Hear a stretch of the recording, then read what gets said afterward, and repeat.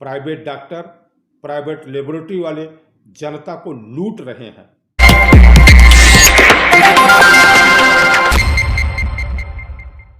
नमस्कार, आप देख रहे हैं भगीरथ प्रयास और मैं हूं लव कुश तिवारी।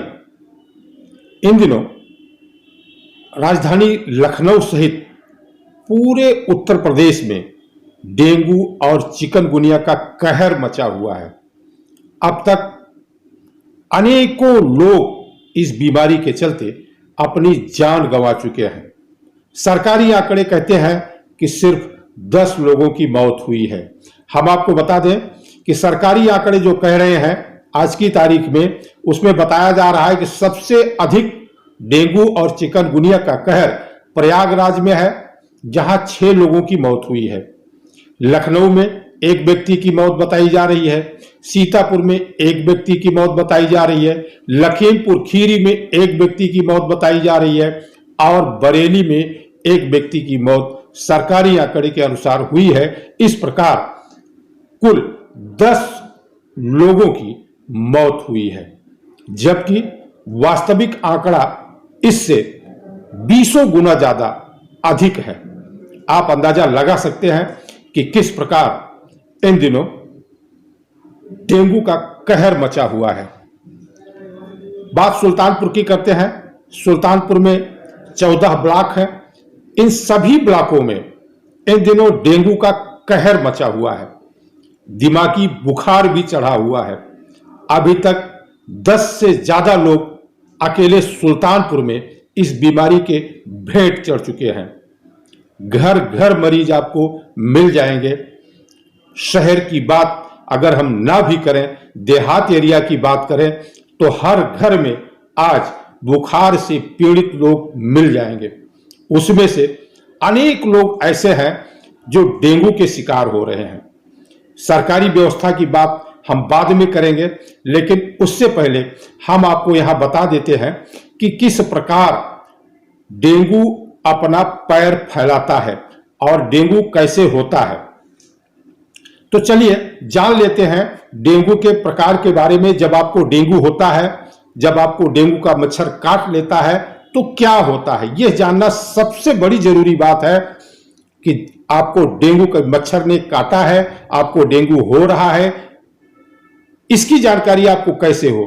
तो इसकी जानकारी आप इन चिन्हों से कर सकते हैं। अगर आपके शरीर के अंदर ये निशान पाए जाते हैं, जैसा कि मैं आगे बताने जा रहा हूं, तो आप समझ जाइए कि आपके यहां डेंगू आ चुका है, आप जानलेवा बीमारी के शिकार बन चुके हैं। सावधान हो जाइए, तुरंत किसी हॉस्पिटल का सहारा लीजिए, किसी अच्छे डॉक्टर को दिखाइए।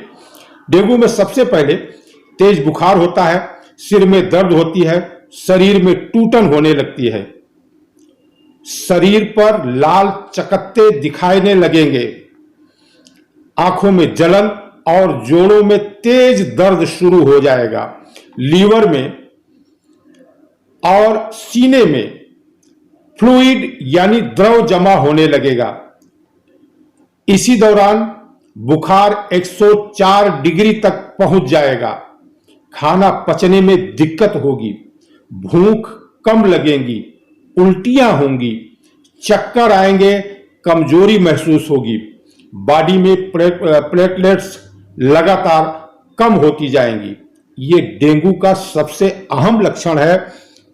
अगर इसमें से कोई भी लक्षण आपके शरीर में दिखाई देता है, आपके परिवार में किसी के शरीर में दिखाई देता है, तो आप ये समझ जाइए कि डेंगू आपके यहां पहुंच चुका है। अब हम आपको बता दें, डेंगू में 3 तरह के बुखार होते हैं। क्लासिकल डेंगू फीवर ये सामान्य बुखार होता है, इसमें जान जाने का खतरा नहीं होता, मरीज 5 से 7 दिन में ठीक हो जाता है। डेंगू हेमरेजिक फीवर, इसे रक्तस्रावी बुखार कहते हैं। जी हां, रक्तस्रावी बुखार इसे कहते हैं। D2 स्ट्रेन ही इसका कारण बनता है। तीसरे नंबर पर आता है dengue shock syndrome. Haemorrhagic fever के लक्षणों के साथ शॉक सिंड्रोम के लक्षण मिल जाते हैं तो मरीज की हालत बद से बदतर हो जाती है। जी हां, इसमें मरीज का शरीर ठंडा और बुखार तेज होता है, मरीज धीरे धीरे बेहोश हो जाता है, समय से इलाज न मिलने पर मरीज की मौत भी हो सकती है और मौत भी हो जाती है। डॉक्टरों का कहना है कि डेंगू का मच्छर दिन में ही काटता है। ये मच्छर साफ पानी में अंडे देते हैं, तेजी से पनपते हैं।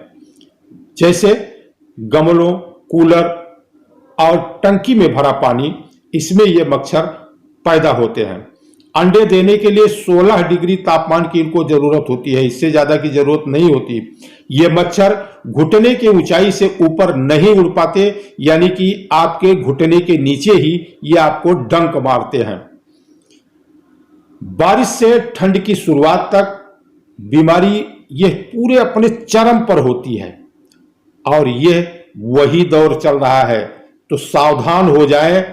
बिल्कुल डेंगू को लेकर सावधान हो जाए।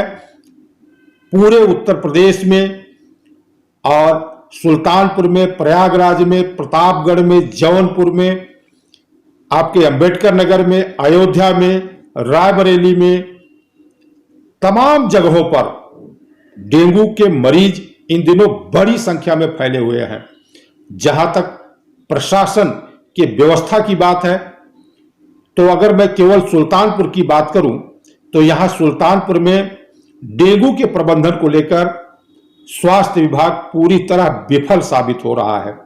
यहां कोई इंतजाम नहीं हो पाया है, खास करके देहातों में। शहरी इलाकों में भी ये कोई प्रबंध नहीं कर पा रहे हैं। मच्छरों से जनता को बचाने के लिए सुल्तानपुर में फॉगिंग करने की 2 मशीन आई है। इसमें से बताया जाता है कि एक की सील भी नहीं खोली गई है, एक मशीन सिर्फ काम कर रही है। वजह चाहे जो हो, पब्लिक, जनता की जान सबसे ज्यादा कीमती है।